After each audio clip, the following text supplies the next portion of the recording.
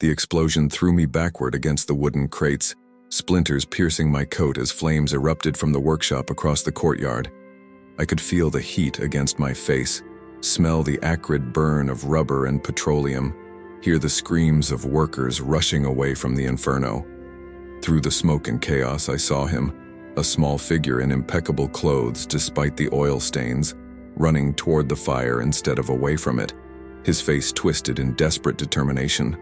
Alberto Santos-Dumont was about to throw himself into those flames to save his machine, and I knew in that instant that history was about to die in a Parisian courtyard unless I did something. But I'm getting ahead of myself. Let me start where all good disasters begin, with a bad feeling and a Brazilian genius. 3 days earlier, I had materialized in an alley near the Champs-Élysées at dawn, the Chrononaut device on my left wrist still warm from temporal displacement. October in Paris, 1906. The Belle Époque in full bloom. The air smelled of fresh bread and horse manure, coal smoke and perfume, that particular Parisian mixture of elegance and grit that no other city could match. I straightened my brown coat, adjusted the chronofiber equipment hidden beneath it, and stepped out into a world that didn't yet know what an airplane was. My mission briefing had been simple. Just observe. Document Santos-Dumont's historic flight of the 14 Bis on October 23rd. The first true powered flight with autonomous takeoff. No catapults, no rails, no tricks. Just a man, a machine, and the courage to defy gravity. The Wright brothers had flown their glider 3 years earlier at Kitty Hawk, of course, but they'd needed rails and a catapult to get airborne. What Santos-Dumont was about to do was different. It was real flight, the kind that could happen anywhere, that could change the world. My job was to watch it happen, nothing more. The prime directive of chrononautics was absolute. Observe but never interfere. History had to unfold as it should. I should have known it wouldn't be that simple. I found a small hotel on the Rive Gauche, paid for a week with francs that had been properly aged in the temporal archives, and spent my first day walking the streets of Montmartre, getting my bearings, letting my body adjust to the temporal displacement. Paris in 1906 was electric with possibility. The Eiffel Tower dominated the skyline, still relatively new, an iron statement that the modern age had arrived. Automobiles shared the streets with horse-drawn carriages. Women in elaborate hats and corseted dresses strolled past cafes where artists and revolutionaries plotted the future over absinthe. I had been to dozens of time periods, witnessed countless historical moments, but something about Paris in the Belle Époque always got under my skin. Maybe it was the sense of impending doom. In less than a decade, the Great War would tear this world apart. Or maybe it was just the romance, the last gasp of an era that believed in progress, beauty, and the perfectibility of man. The streets teemed with life and creativity. Painters set up easels along the Seine, capturing the unique light that made Paris the artistic capital of the world. Poets declaimed verses in smoky cafes. Scientists and inventors filled salons with heated discussions about electricity, automobiles, and that new obsession, flying machines. The air vibrated with possibility, with the sense that humanity stood on the brink of something extraordinary. I spent that first afternoon exploring the boulevards, adjusting not just my body but my mind to the different rhythm of this era. Everything moved more slowly here, not from lack of energy but because people still savored moments, conversations, the texture of life. There were no smartphones to distract, no constant notifications demanding attention. People looked each other in the eyes when they spoke. They walked with purpose but also with pleasure, stopping to admire a shop window, to greet an acquaintance, to simply exist in the flow of the city. I watched workers leaving factories at dusk, their clothes stained but their steps animated as they headed to local bistros. I saw children playing in narrow streets, their shouts of joy echoing between stone buildings that had stood for centuries. An elderly woman fed pigeons in a small park, her arthritic hands scattering crumbs with practiced gentleness. A street violinist played a melancholy melody near a metro station, his instrument case open for coins but his eyes closed, lost in the music. It was all so alive, so real, so precious, and yet I knew that in a few years, many of these people would be dead in the trenches of a war that would shatter this era of optimism. That knowledge weighed on me as I walked, a burden every chrononaut carries. We see not just what is, but what will be. We know the ends of stories before they're written. That first night, I went to the Café de la Paix near the Opera. The Opera Garnier rose magnificent behind me, its Baroque facade illuminated by gas lamps, a monument to the excess and beauty that defined this era. The café was filled with evening patrons, wealthy bourgeois dining after the theater, artists arguing about aesthetics, businessmen closing deals over cognac and cigars. I needed to locate Santos-Dumont, establish his routine, find out where he'd be in the days leading up to the flight. I ordered a cognac and opened a Le Figaro newspaper, settling in to watch and listen. The front page was filled with news about international tensions, Germany building its navy, colonial disputes in Africa, the Balkans simmering with ethnic rivalries. The signs of the coming war were all there, if anyone knew where to look. But most people didn't know. They lived their lives, made their plans, believed that progress was inevitable and civilization permanent. That's when I first saw him. He entered the cafe as if he owned it, and in a way he did. Not literally, but by the way all heads turned, how conversations paused momentarily. Alberto Santos-Dumont was impossible to ignore, not despite his diminutive stature, but because of it. Barely 5 feet tall, weighing perhaps 110 pounds soaking wet, he was a figure that defied all physical logic. And yet, there was about him a presence that filled the room. His attire was impeccable, a spectacle of elegance that instantly told me why Parisians adored him. A high starched collar, white as snow, so stiff it seemed it could stand on its own.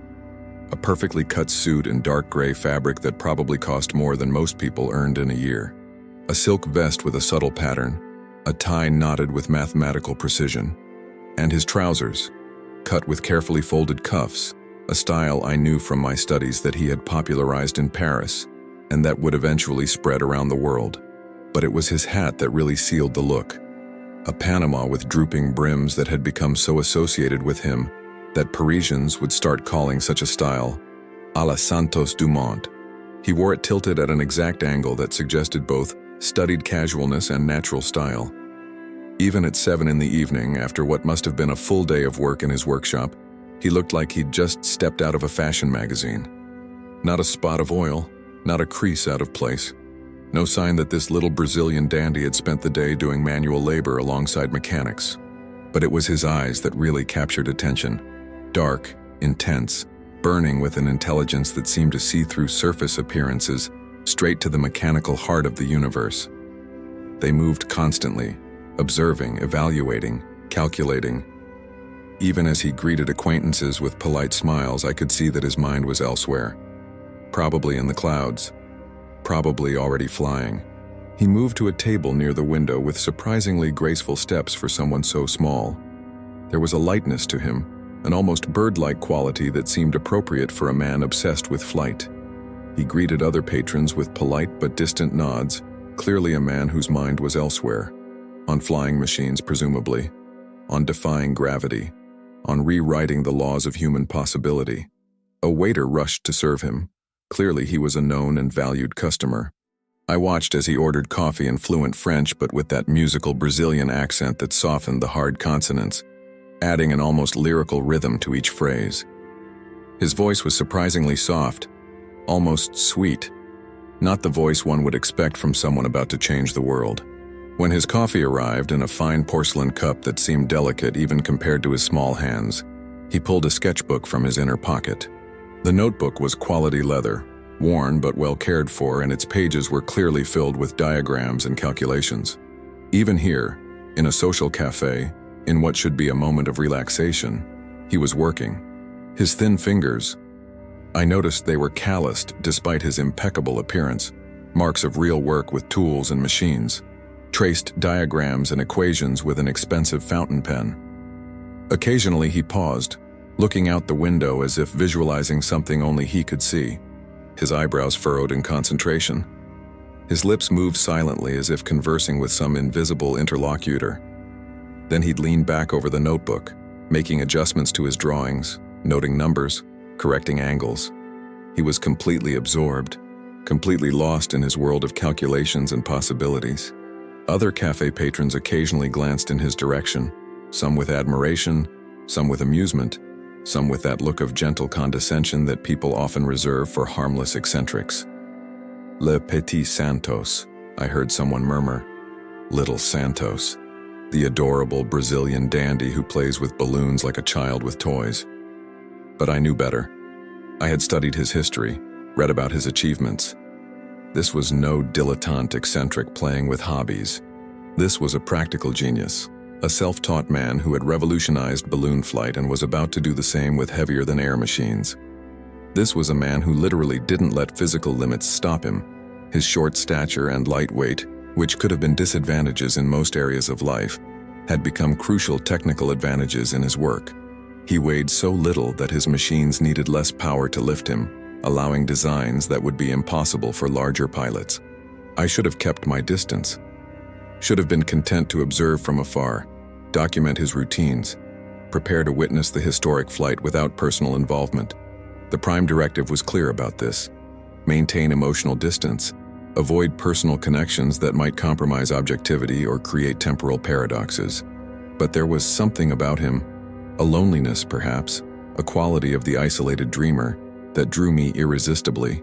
Even surrounded by people in the busy cafe, he seemed alone, trapped in a bubble of concentration that separated him from everyone else. I recognized that loneliness. It was the loneliness of someone who saw the world differently, who lived half in reality and half in possibility, who was always one step ahead of everyone else. And besides, I rationalized, how could I adequately document the man without knowing him? How could I understand the context of his achievements without comprehending his personality, his motivations, the dreams that drove him? Pure observation had its limitations. Sometimes to truly understand history, you had to become part of it.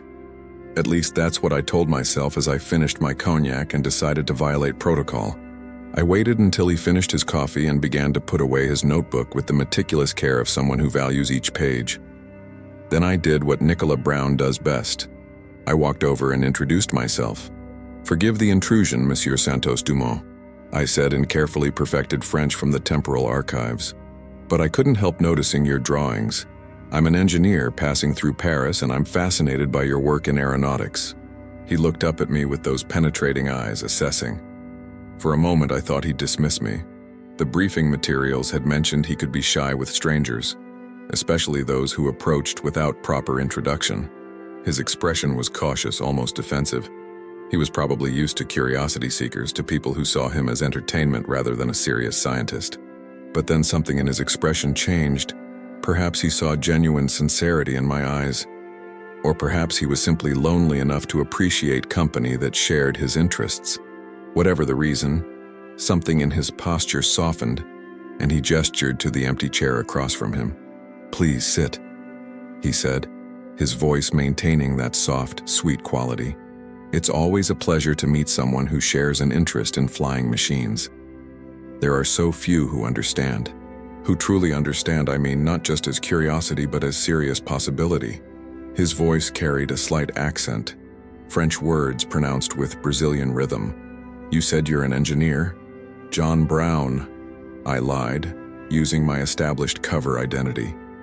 "American. I work with mechanical systems and structural analysis." Close enough to the truth. I had studied engineering extensively as part of Chrononaut training, to be convincing without revealing too much. "American." His eyes lit up with genuine interest, that previous defensiveness evaporating completely. "Then perhaps you know the work of the Wright brothers. They claim to have flown at Kitty Hawk 3 years ago. Do you know them? Have you seen their machines?"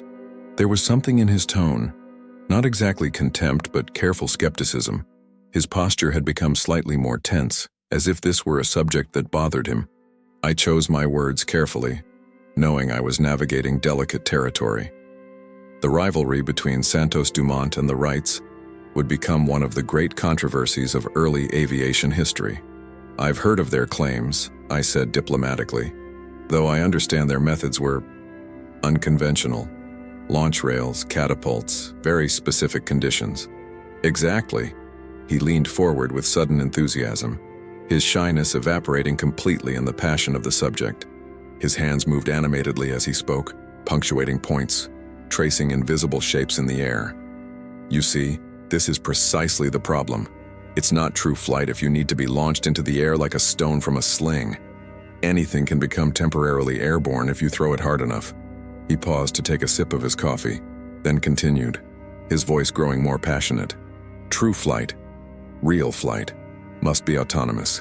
The machine must take off from the ground with its engine's own power, navigate the skies under the pilot's control, then land again safely. Like a bird, yes? A bird doesn't need rails. A bird doesn't need a catapult. A bird simply flies. The way he said that last word, flies, had almost reverence in it, as if he were describing something sacred.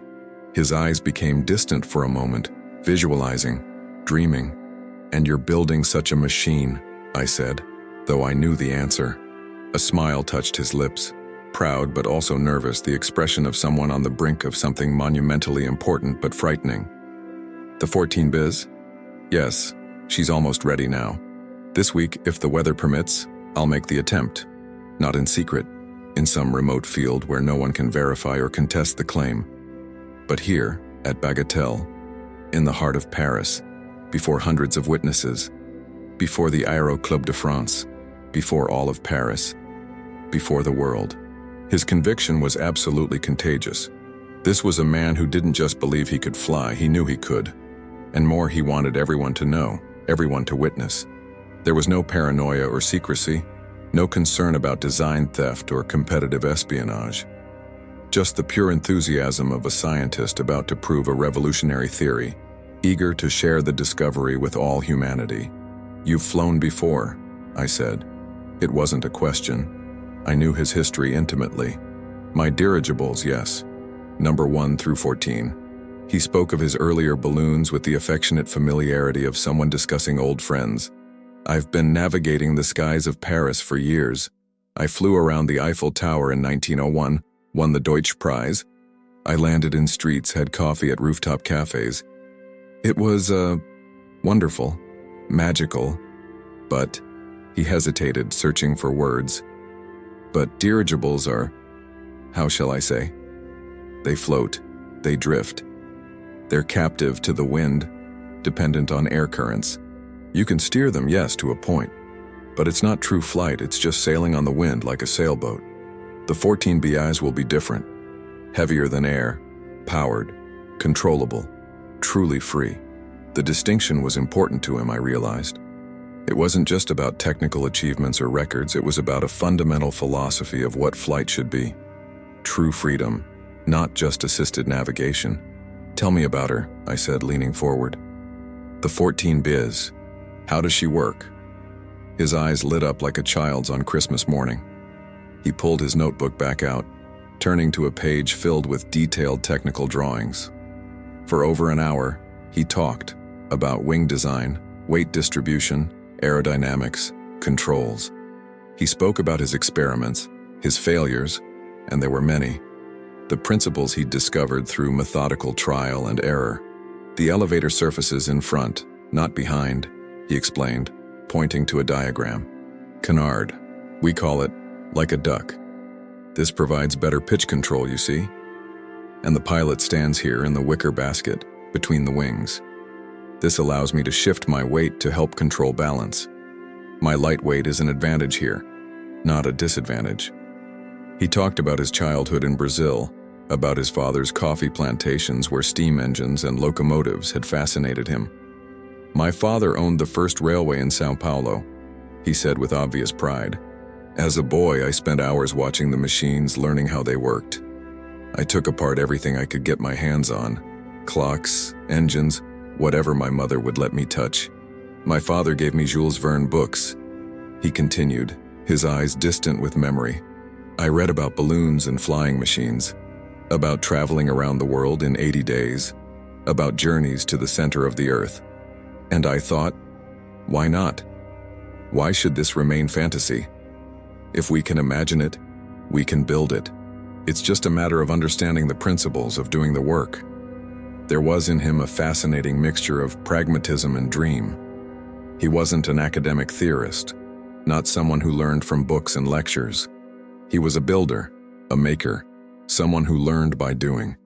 who understood machines not through abstract mathematics but through the tactile experience of metal and wood and canvas. "You know what the most beautiful moment is?" he said softly, his voice taking on an almost poetic quality. "It's not the takeoff, though that's thrilling, makes your heart beat like a drum. It's not being high up, though the view is magnificent, seeing Paris spread below like a map. No, the most beautiful moment is the transition, when you're neither on the ground nor fully in the air, when you're between worlds, between earth and sky, when for just an instant, you exist in pure possibility. Everything is potential in that moment. You could go anywhere, be anything. It's how I imagine it feels to be God." I understood perfectly, more than he could know. It was exactly like time travel. That moment of transition when you were neither in one time nor another, when everything was potential, when all stories were still possible. We talked until the cafe began to empty, until the waiters started clearing tables and looking meaningfully at the remaining patrons. Finally, reluctantly, Santos-Dumont put away his notebook. "Would you like to see my workshop?" he offered, almost shyly, as if expecting rejection. "If you'd permit it. I'd love to show the 14 Bs to someone who truly understands the principles. Most people come just for the spectacle, you know. They want entertainment, not understanding." My heart leaped. Direct access to the workshop, to the aircraft itself. It was more than I could have hoped for. It would be an honor. "Tomorrow morning, then. Come to Bagatelle at 7. A sad smile crossed his face. "I'll be there. I'm always there. I work best in the morning, when the air is still and there are no crowds." We shook hands. His hand was small but strong, calloused from real work, despite all his elegance. There was surprising strength in that grip, concentrated power. As I walked back to my hotel through the nighttime streets of Paris, I found myself smiling. History was about to unfold, and I'd have a front row seat. More than that, I'd know the man behind the moment, understand not just what happened, but why. The moon was full over Paris, casting the streets in silver blue. Couples strolled arm in arm. Music leaked from late-night cafes. A street performer played accordion near a bridge, his melancholy melody floating over the Seine. Paris at night in 1906 was magical. A city still unaware of its coming end, still believing in perpetual progress and eternal beauty. Over the next 2 days, I became a regular presence at Bagatelle. Santos-Dumont welcomed me generously, without reservations, without the caution he might have shown a stranger. He seemed genuinely happy to have someone with whom to share his work, someone who asked intelligent questions and understood the answers. The workshop itself was fascinating, a large wooden structure smelling of varnish and engine oil, filled with aircraft parts in various stages of construction. Technical drawings covered the walls. Test models hung from the ceiling. Tools, some conventional, some clearly designed by him for specific purposes, filled workbenches. And there, dominating the central space, was the 14 Bs. She was magnificent, a strange, ungainly creation that defied conventional aesthetics but possessed its own elegant logic. Wooden frame covered with golden canvas. The cellular wings, inspired by Lawrence Hargrave's box kites, giving it an almost alien appearance. The elevator surfaces mounted in front rather than behind. The wicker basket where the pilot would stand, seeming fragilely inadequate for the task of carrying a human through the skies. "She looks impossible, doesn't she?" Santos-Dumont said beside me, watching my reaction with amusement. "Everyone says so. Too heavy, too ungainly. It'll never get off the ground. But they don't understand. Beauty in engineering isn't about appearance, it's about function, about form following necessity." He showed me every aspect with infinite patience. The engine, an Antoinette 50 horsepower, a marvel of engineering for its time, all gleaming metal and mechanical precision. The propeller mounted at the rear, pushing rather than pulling. The controls, simple in appearance but elegant in function, allowing the pilot to adjust angle of attack, direction, balance. "Everything about the design is unconventional," he explained, tracing the wooden structures with affectionate fingers. "Born not from theory but from experimentation. I build, test, fail, learn, rebuild. This is the path of the true inventor. Not sitting in an office with calculations, but going out there and trying, until it works. I watched him work with his team over the following days. A dozen mechanics and engineers, mostly French, from hungry young men to experienced craftsmen. What struck me most profoundly was how he treated them.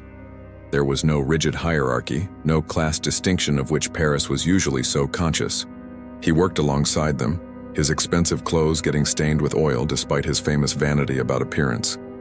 His delicate hands, those dandies' hands that Parisians watched holding champagne glasses in elegant salons, adjusted wires and bolts with the same ease, the same intimate familiarity. He didn't just direct the work. He participated fully, understanding every joint, every connection, because he had designed every piece. Because he knew the machine like a lover knows the beloved's body. Monsieur Santos, I heard him say to a young mechanic named Pierre who had made a mistake installing a cable, his voice incredibly gentle. Don't worry about it. We all make mistakes, me more than anyone. That's how we learn, yes? Try again, and if you need help, I'm here. Always. That kindness, that complete absence of arrogance despite his genius. It was remarkable. Here was a man who had the resources to hire anyone, who was treated like a celebrity by Parisian society, whose name appeared regularly in the newspapers. And yet he maintained genuine humility, real respect for the people who worked with him. On my second afternoon there, as we took tea in his workshop, he insisted on stopping at 4 for proper tea, a habit he maintained religiously. I asked about his patents. He was in mid-bite of a biscuit and nearly choked. Patents? He grimaced, as if the word left a bad taste in his mouth. Ah, no, absolutely not. I don't believe in patents for inventions that serve humanity. Flight shouldn't belong to one person or company. It should be free, as the birds themselves are free. He put down his biscuit, leaning forward with an intensity I'd learned meant he was about to say something that really mattered to him. You see, Monsieur Brown, when the 14 bis flies, when, not if, I'll publish the complete plans. Anyone who wants to build their own machine, please. I encourage it. The more people flying, experimenting, improving the designs, the faster we progress. Knowledge should be shared, not hoarded. But you could become rich, I protested, knowing even as I said it that he didn't care. Immeasurably rich. The military applications alone, I'm already rich. He cut me off, waving his hand dismissively. My father left me a considerable fortune from coffee. I have more money than I could spend in a lifetime. Money isn't interesting to me. Numbers in bank accounts don't make my heart beat faster. But flight? His eyes lit up. Flight is interesting. Progress is interesting. Seeing humanity transcend its limitations, touch the impossible. That's wealth no bank can contain. He stood, walking to the window that overlooked the field at Bagatelle, where he'd soon make history. You know what I want? I want to see the sky full of aircraft. I want to see people flying from city to city as they now travel by carriage. I want to see the world become smaller, borders become meaningless, humanity unite. That's worth more than any patent. It was a beautiful, idealistic vision, and I knew it would be partly realized and partly betrayed. There would be skies full of aircraft, but many of them carrying bombs. There would be air travel, but also air warfare. His dream would become both reality and nightmare. On my third night in Paris, he invited me to dinner at his apartment on Rue Washington. I had read about that apartment in the briefing materials. Famous in Parisian social circles for its eccentric decoration and creative atmosphere. The building itself was elegant but not ostentatious, typical of the 8th arrondissement. But when he opened the door to his apartment, I stepped into another world entirely. Models of flying machines hung from the ceiling in various stages of development. Balloons, dirigibles, aeroplanes. They moved gently in invisible air currents, creating a kind of slow aerial ballet. The walls were covered not with the traditional paintings one would expect in a wealthy Parisian apartment, but with technical drawings, diagrams of aerodynamic principles, maps of Paris marked with flight routes. Books filled every available surface. Jules Verne, technical treatises, scientific journals in half a dozen languages. Photographs of his earlier flights covered an entire wall. Santos-Dumont flying around the Eiffel Tower, landing on Paris streets, posing with his dirigible. "Sorry for the mess," he said, gesturing around with obvious embarrassment. "I don't receive visitors often. Most people find me eccentric, strange. Le fou Brésilien, the crazy Brazilian. I find you brilliant." He blushed, actually blushed at the compliment, his cheeks turning pink. Despite all his confidence in his technical abilities, there was in him an emotional fragility, a need for approval that he tried to hide behind his public persona of the confident dandy. We dined at a small table near the window, a simple but perfectly prepared meal by his servant. Sole filet, vegetables, crusty bread, exceptional white wine. Santos-Dumont ate little as always, another benefit of his small physique, he said, with self-deprecating humor. Less weight to carry through the skies. We talked about everything and nothing. Philosophy, science, art, the future of aviation and humanity. He had opinions on everything, expressed with passion, but also genuine openness to different perspectives. He listened as well as he spoke, a rare quality in geniuses. "You know what I fear most?" he said as we finished our wine, his voice becoming quiet and serious. "That flight will be used for war. That these machines I build to unite humanity, to transcend borders, will be turned into weapons of destruction." My chest tightened painfully. I knew what was coming. The Great War in less than a decade. The fighter planes, the bombers raining death from the sky. The profound sadness that would eventually lead Santos-Dumont to suicide in 1932, haunted by guilt about what his invention had become, unable to bear seeing his dreams of peace transformed into instruments of killing. "The future isn't written," I lied, though I knew I was completely wrong. The future had already happened from my point of view. History was fixed, immutable. Or was it? What you do now, how you inspire others, the intention you put into your work, that matters. If you show that flight is about freedom, exploration, peaceful progress, then that's what people will remember. I hope you're right, my friend. He smiled sadly. That smile that broke my heart, because I knew how his story would end. But sometimes I fear we're building our own apocalypse, that every technological advance just gives us new ways to destroy ourselves. Faster, more efficient, more complete. Or new ways to save ourselves, I argued. Technology is neutral, Alberto. It's a tool. We're the ones who choose how to use it. A hammer can build a house or break a skull. It's not the hammer that determines which. Wise words from a young American engineer? He raised his glass in a toast. To free will, then. And to hope, always to hope, that we choose wisely. We toasted to that, the clink of fine crystal against fine crystal echoing in the quiet apartment. For a moment, looking across the table at this little Brazilian genius who was about to change the world, I felt an overwhelming weight of responsibility. I knew his future. I knew the pain that would come, the guilt that would consume him, the tragic end that awaited him, and I could do nothing about it, or could I? The prime directive said don't interfere, but I was already interfering, simply by being here, by becoming his friend. What if I could plant seeds, say the right words now that would help him later? What if I could give him something to hold on to in the dark years to come? Alberto, I said, using his first name for the first time, feeling the weight of that increased degree of intimacy. Promise me something. What? His eyes met mine, curious, open. No matter what happens in the future, no matter how the world uses your inventions, how people transform your dreams, no matter how much darkness comes, remember why you started. Remember this moment, this purity of purpose. You're not responsible for what others do with your ideas. You're only responsible for the intention with which you create them. He looked at me for a long moment. Something unspoken passing between us. His eyes narrowed slightly, studying my face as if seeing something there that wasn't on the surface. You speak like someone who's seen the future, he said softly. It wasn't an accusation, just an observation. Like someone who carries knowledge of things not yet happened. My blood ran cold. He was more perceptive than I'd realized. I speak as someone who studied the past, I said carefully. And history has taught me that great pioneers often carry burdens they shouldn't be blamed for. They opened doors and others entered, doing things the pioneer never imagined or wanted. But that doesn't make the act of opening the door wrong. He nodded slowly, accepting this. I'll try to remember that. When the dark times come, and they will come, I can feel it in the air, in the tensions between nations, in the way men talk.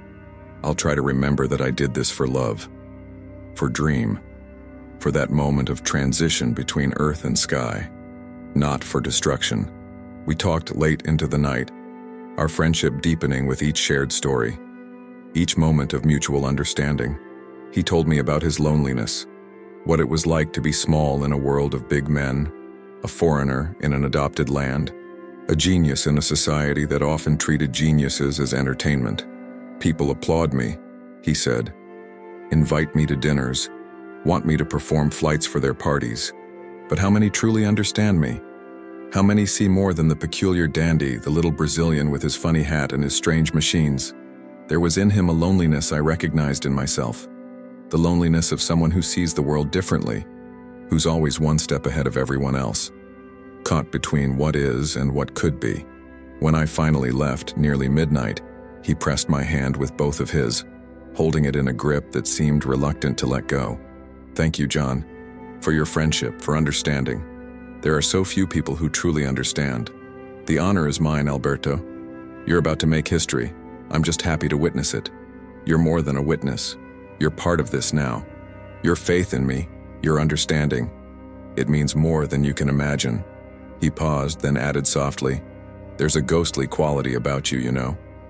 As if you're here but also not completely here. As if you come from somewhere else, some other time. Don't ask me how I know, I just feel it. Before I could respond, he smiled and released my hand.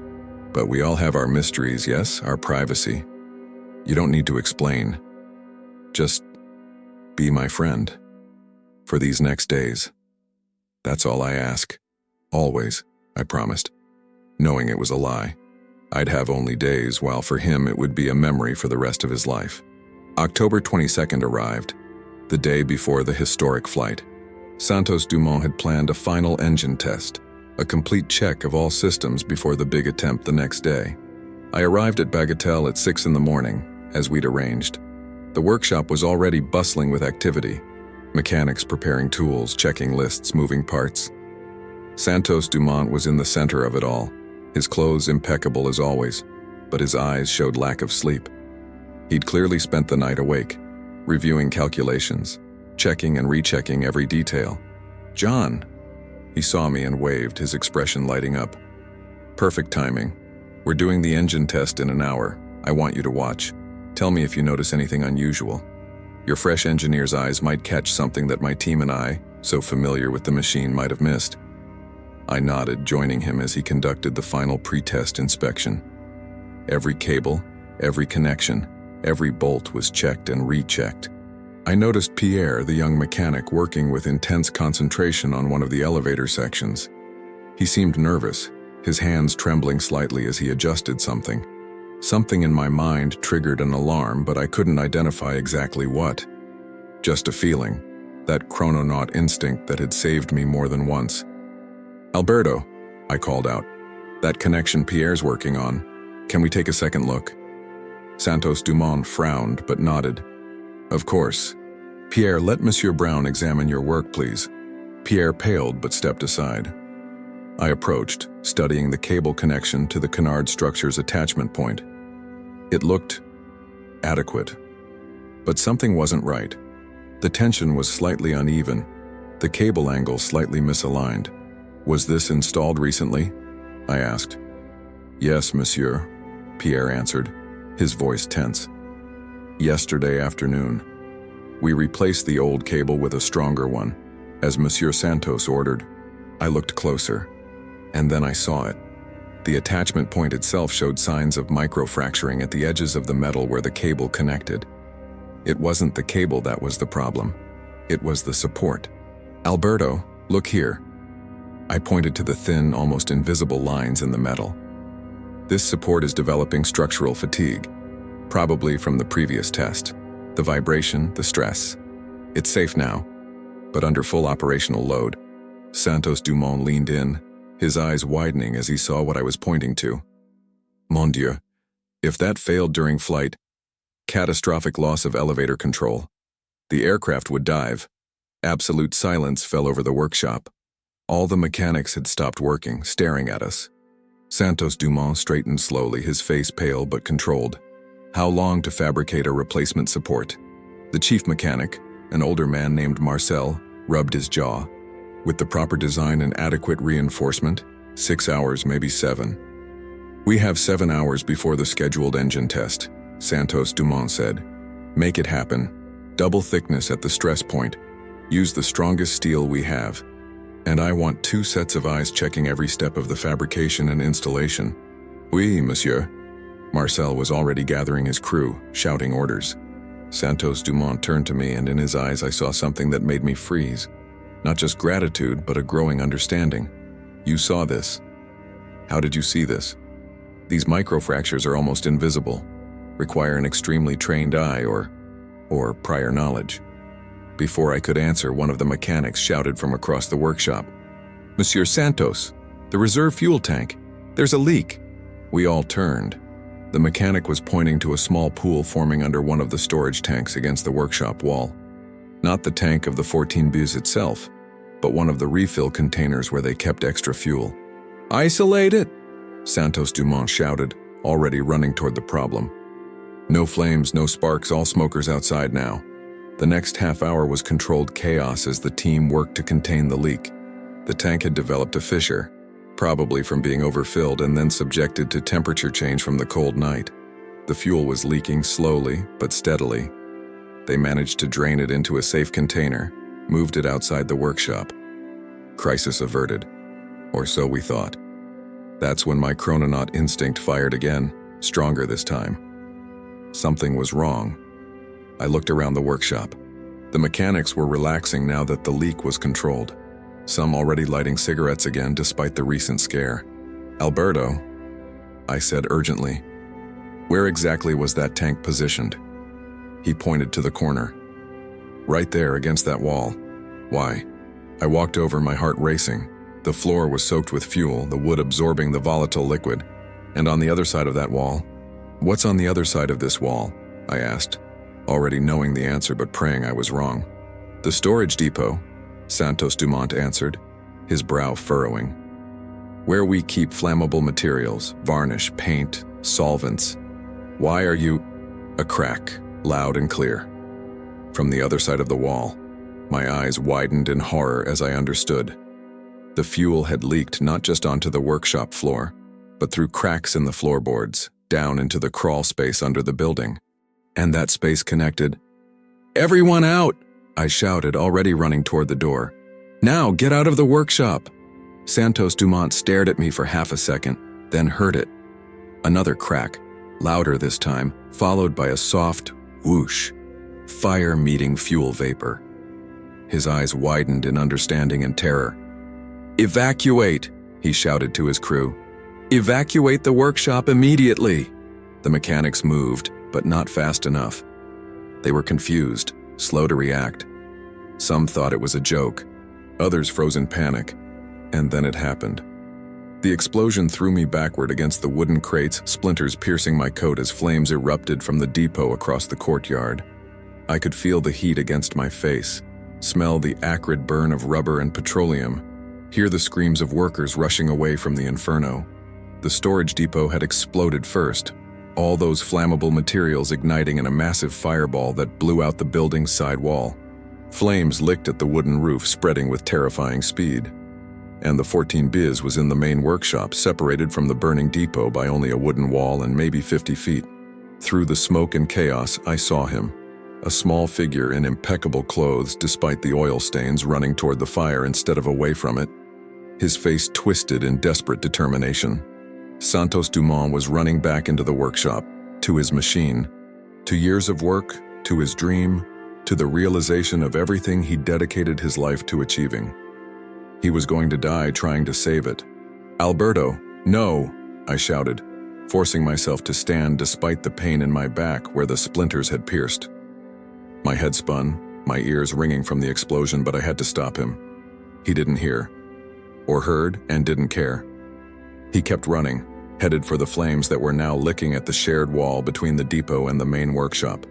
I ran after him, my lungs burning with smoke, my eyes watering.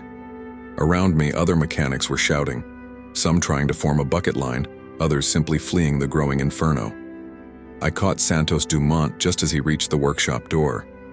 I grabbed his arm, pulling him back. "Alberto, you can't. The whole building's going to explode. The 14 biz," he screamed, trying to break free from my grip. There were tears in his eyes, not from smoke, but from genuine despair. "My life's work, tomorrow's flight. Everything is in there." "We'll build another," I shouted back, holding him firm. He was strong for his size, fighting against me with strength fueled by desperation. "But I can't build another you." "You don't understand." His voice broke. "Without the 14 biz, without the flight, it was all for nothing. The rights will claim priority, and no one will ever know that real flight, true flight, was possible. History will remember them, not me, not the truth." The shared wall between the depot and workshop was smoking now, points of incandescence appearing where the fire was beginning to break through. We had seconds, maybe, before the entire workshop ignited. And then, I saw something that made my heart leap. Marcel, the chief mechanic, and 2 other men were running from a side entrance to the workshop, pushing a large flat cart. "Monsieur Santos," Marcel shouted through the smoke. "We can get her out, but we need help." Hope flared in Santos-Dumont's eyes. He looked at me, then at the burning workshop, then back at Marcel. "How many men?" he shouted. 8, 10 for safety. She's on casters. We can roll her if we have enough strength." Santos-Dumont looked around. The mechanics were scattered, some fleeing, some fighting the fire at the depot. But maybe there were enough. "To me!" Santos-Dumont shouted with a voice that didn't seem possible from such a small body. "Everyone who can hear my voice, we need every hand to save the 14 biz now." Men began to converge, mechanics who'd worked on the machine, other workers from the bagatelle field, even some of the curious spectators who'd appeared at the sound of the explosion. Pierre was among them, his face blackened with soot but determined. "You have 1 minute," I shouted to Santos-Dumont. "Maybe 2. After that, the wall will give and the whole workshop will explode. Then we have no time to waste." He was already running toward the side entrance, and I followed, along with maybe 15 other men. Inside the workshop, the smoke was thick, choking. The shared wall glowed red in several places, wood crackling, about to give. The heat was intense, like being inside an oven. And there, in the center of the workshop, was the 14 biz. Marcel and his team had already positioned the flat cart beside the aircraft. It was a wooden platform on iron wheels, normally used for moving heavy parts around the workshop. "The wings are too wide," Marcel shouted. "We'll have to turn her sideways at an angle, or she won't fit through the door." "Do it," Santos-Dumont ordered. But gently, the structure is delicate. Crack, one of the wall supports gave way, sending a shower of embers over us. Someone screamed, patting out flames on their clothes. "No time for gentle," I shouted. "Lift her." 12 men positioned themselves around the 14 biz, 4 at each wing, 4 at the fuselage. Santos-Dumont was in the center, his small hands supporting the structure he knew so intimately. "On the count of 3, Marcel shouted. 1, 2, 3. We lifted. The machine was heavier than it looked, maybe 450 pounds with engine and all components. My muscles protested, my back screaming where the splinters had pierced, but I kept lifting. "Onto the cart," Marcel shouted. We staggered toward the platform, moving like an ungainly 24-legged creature. The smoke was getting thicker, making it impossible to see. Someone stumbled, nearly bringing us all down. "Hold," Santos-Dumont shouted, his voice shrill with panic and determination. We managed to deposit the 14 Bs on the cart, though one of the wingtips hit the edge, tearing some of the canvas. Santos-Dumont made a sound of anguish, but there was no time to inspect damage. "Push," Marcel ordered. "To the side door." We started pushing the loaded cart toward the side entrance, wider than the main one, designed for moving large equipment.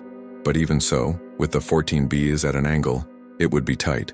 Crack, boom! The shared wall began to collapse, entire sections falling in flaming embers. Fire poured into the workshop. burning tongues racing along the wooden ceiling. "Faster!" someone shouted. Maybe me, maybe Marcel. Impossible to tell through the roar of flames and the pounding of blood in my ears. The cart squeezed through the door, the wingtips scraping on both sides, more canvas tearing. Santos-Dumont ran alongside, one hand on the structure as if he could somehow protect it through physical contact. We were 10 feet from the door, 6 feet, 3 feet. The roof structure behind us groaned, then began to give way. "Run!" I shouted, and we all threw ourselves forward, pushing the cart with a last burst of desperate strength. We burst through the door into the outside air, just as the workshop roof collapsed with a cataclysmic roar. A wave of heat followed us, singeing the backs of our necks, but we were out, we were safe. We pushed the cart another 50 feet away from the burning building before finally stopping, all of us collapsing onto the grass, coughing, gasping, some crying. I looked back. The entire workshop structure was ablaze now, an inferno that couldn't be fought. Years of tools, equipment, materials, all lost. But not the machine, not the dream. Santos-Dumont was kneeling beside the 14Bs, his hands tracing the structure, checking for damage. There were tears cutting clean trails through the soot on his face, but he was smiling. A wild, relieved, triumphant smile. "She's intact," he whispered, his voice hoarse from smoke. "Some damage to the wing canvas, some minor cracks, but the main structure is intact. The propeller, the engine, the controls, all safe." I forced myself to sit up, every muscle in my body screaming protest. Around me, the men who'd risked their lives to save the machine were slowly recovering, helping each other, checking for injuries. Miraculously, no one had died. Some burns, lots of smoke inhalation, my splinter wounds, but we were all alive. Santos-Dumont stood, turning slowly to face the men who'd answered his call. When he spoke, his voice trembled with emotion. "Monsieur, you saved more than a machine today. You saved possibility. You saved the dream. I will never forget what you did. Each of you is part of this history now. When the 14 bis flies, and she will fly, you fly with her." Marcel, his face blackened but smiling, shook his head. "Monsieur Santos, you've paid us well, treated us with respect and kindness that most employers never show. This?" He gestured to the saved machine. "This was the least we could do." "Even so." Santos-Dumont shook Marcel's hand, then went from man to man, shaking each hand, looking at each face, memorizing, thanking. When he came to me, he held my hand for a long moment, his eyes searching mine. "You knew," he said softly, just loud enough for me to hear. "About the leak, about the coming explosion. That's why you were so urgent. You saw the future, didn't you? Somehow you saw and tried to warn us. I didn't deny. I didn't confirm. I just held his gaze. Thank you," he whispered, "for saving my life, for saving my dream, for being..." He stopped, searching for words. "For being exactly what I needed, exactly when I needed it." Spectators were beginning to gather now, people from the Bagatelle field, local residents attracted by the explosion and smoke. Firefighters arrived, but too late to save the building. All they could do was prevent the fire from spreading to other structures. A police officer approached, notebook in hand, wanting statements. Santos-Dumont spoke with him briefly, explaining about the fuel tank leak, the likely ignition path. An accident. Nobody's fault. Just bad luck. The officer looked at the 14 BS, standing on its cart in the middle of the field, covered in soot but intact. "Lucky you saved the flying machine," he observed. "I heard you're planning to fly tomorrow." Santos-Dumont straightened his shoulders, and I saw determination crystallize in his eyes. "Yes, tomorrow, as planned. This," he gestured to the smoking ruins of the workshop. "This is just a setback. History doesn't wait for convenience." The officer frowned. "But monsieur, your workshop is gone. Your tools, your equipment. How can you possibly prepare the machine to fly by tomorrow?" Santos-Dumont looked around at his crew. Exhausted men, burned, blackened with soot, but still standing, still with him. "Marcel, do we have basic tools somewhere? Anything?" "The field workshop," Marcel answered. "On the other side of the field. Not much there, mostly maintenance tools for the grounds and structures, but something. Enough to repair wing canvas and check the engine," Marcel thought, then nodded slowly. "Maybe. If we work through the night. If every man gives everything he has." Santos-Dumont turned to his mechanics, his voice firm. "I won't order anyone to continue. You risked your lives today. You've already given more than any employer has a right to ask. If anyone wants to go home, rest, be with family, go with my gratitude and no penalty." He paused, letting that offer hang in the air.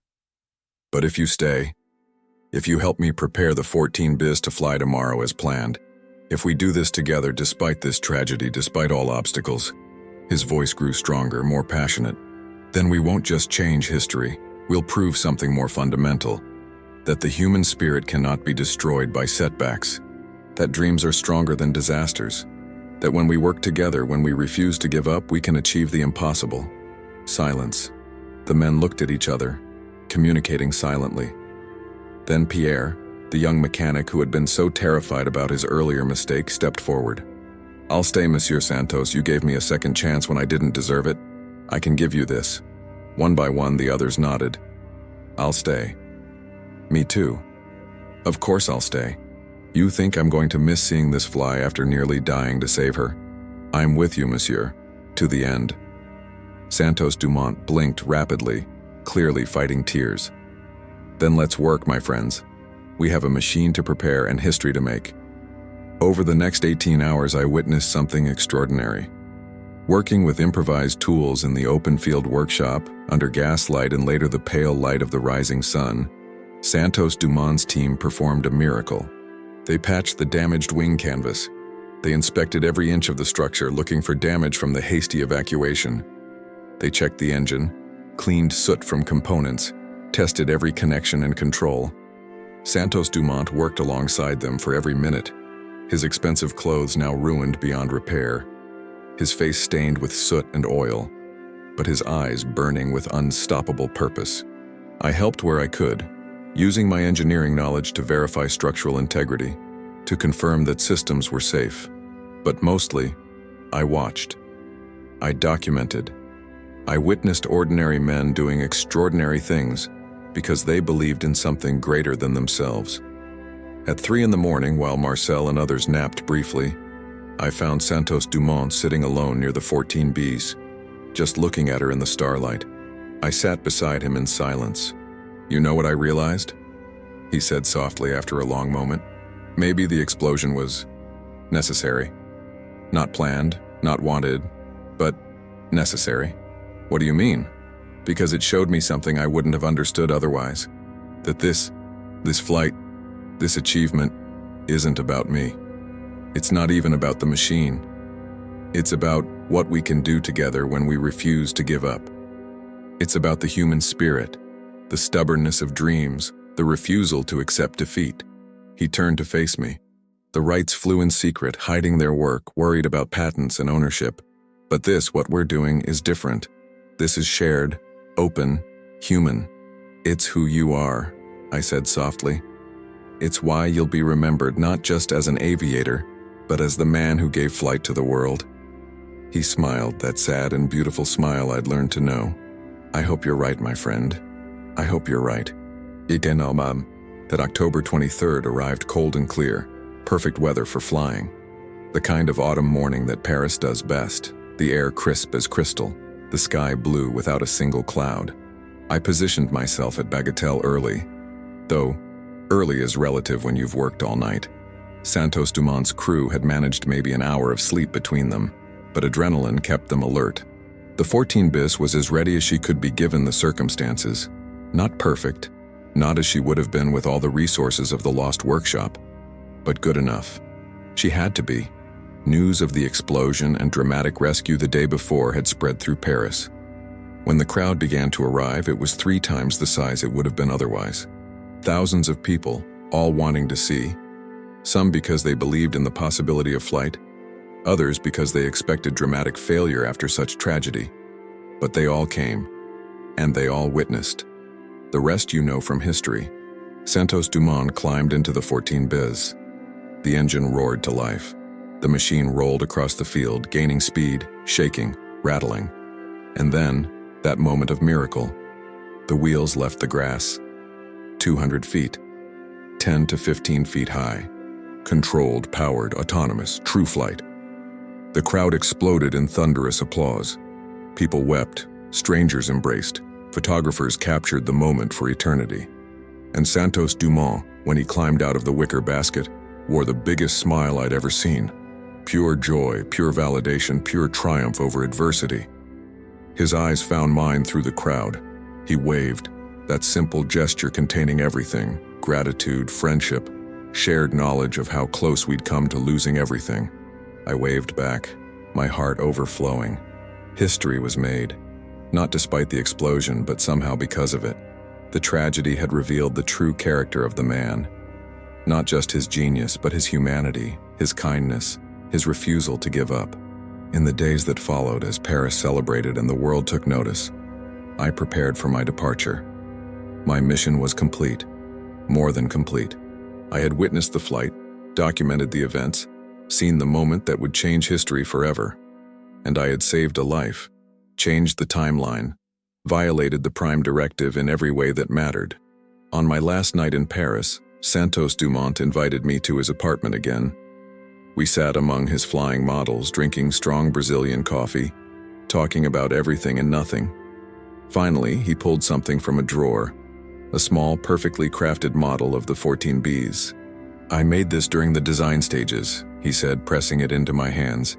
"It's one of my favorites, every detail exact, every proportion perfect. I want you to have it. Alberto, I can't... Please." He closed my hands around the model. To remember that dreams can fly if we have the courage to build them. To remember this day, this friendship. To remember that the impossible becomes possible when we refuse to accept defeat. I held the model, feeling its light weight in my palms. "I'll treasure it always, as my most valued possession, and I'll remember you," he said softly. "My ghost friend from the future, the man who appeared exactly when I needed him. The man who taught me that courage isn't the absence of fear but the choice to act despite it." We embraced, a long embrace of brothers, of souls who'd met beyond time and circumstance. "Fly high wherever your travels take you," he said when we finally separated.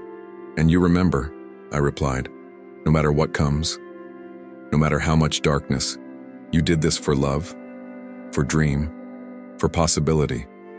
No one can take that from you. Ever." I walked away without looking back, the model safe in my coat. At 11:47 p.m. on October 23, 1906, I activated my chrono device in the alley near the Champs-Élysées. Paris in 1906 vanished, replaced by the sterile white of the temporal extraction chamber. But when I filed my report, when I described the events, I left something out. I didn't mention the explosion in such detail. I didn't mention the dramatic rescue. I just noted, minor technical complications overcome, flight successful per historical records, because I realized something. The explosion wasn't in my original briefing. It wasn't in the historical records I'd studied. I mean, Santos-Dumont's workshop had burned at some point, but not on October 22, 1906, not the eve of the historic flight. My presence, my warning about the fuel leak, the evacuation I triggered, all of that had caused a cascade of events that led to the explosion happening when and how it did. I hadn't just witnessed history. I had shaped it. I should have been terrified. Should have been worried about temporal paradoxes, repercussions, violations of the Prime Directive. But when I pulled up the updated records, when I read the revised narratives about Santos-Dumont's flight, I saw something that made me smile. Every account mentioned the dramatic rescue of the 14 bis, the courage and dedication of the crew, the triumph of human spirit over adversity. The flight was no longer just a technical achievement. It was a story of perseverance, of refusing to give up, of ordinary people doing extraordinary things together. It was a better story, a truer story, a story that captured not just the moment, but the meaning. And when I read the 1920 interview where Santos-Dumont mentioned his mysterious American friend, I saw that he'd added something. He taught me that sometimes the greatest disasters reveal the greatest truths, that we don't fly alone. We fly on the shoulders of everyone who helps us, supports us, believes.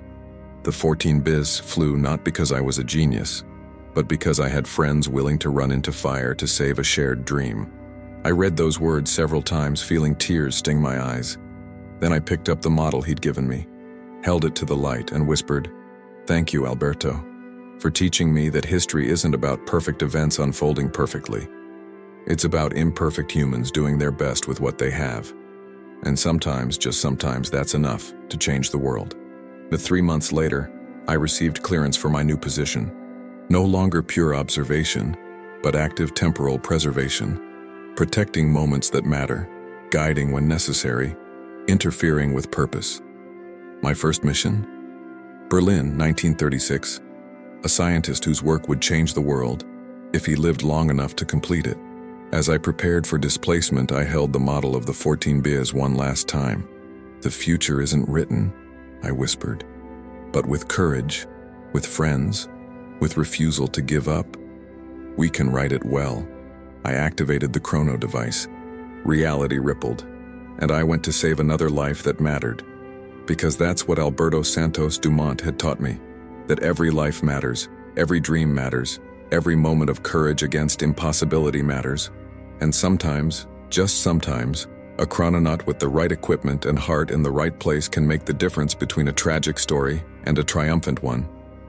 Fly high, Alberto. Wherever you are now, beyond time and space. You changed my world as much as you changed yours. If you're still with me, thank you from the bottom of my heart. Thank you for listening to this story, for walking with me through Paris in 1906, for witnessing the moment when humanity reached for the sky and almost lost it. There are more stories to tell, more times to visit, more lives to touch. But that's for another day, another mission, another dive into the river of time. Until then, remember what Alberto Santos-Dumont taught us, that the only limits are those we accept, that courage isn't the absence of fear, but the choice to act despite it, that every great achievement rests on the shoulders of people whose names we'll never know, and that we must honor them not just with memory but with action, and that sometimes the greatest disasters reveal the greatest truths. Fly high, live well, and never forget that every moment is a chance to be part of something greater than yourself, even when, especially when, everything seems lost. This is Nikola Brown, traveler through time and history. If you enjoyed this adventure of mine, subscribe to the channel and share. And remember, the future isn't written yet. It's up to us to write it well.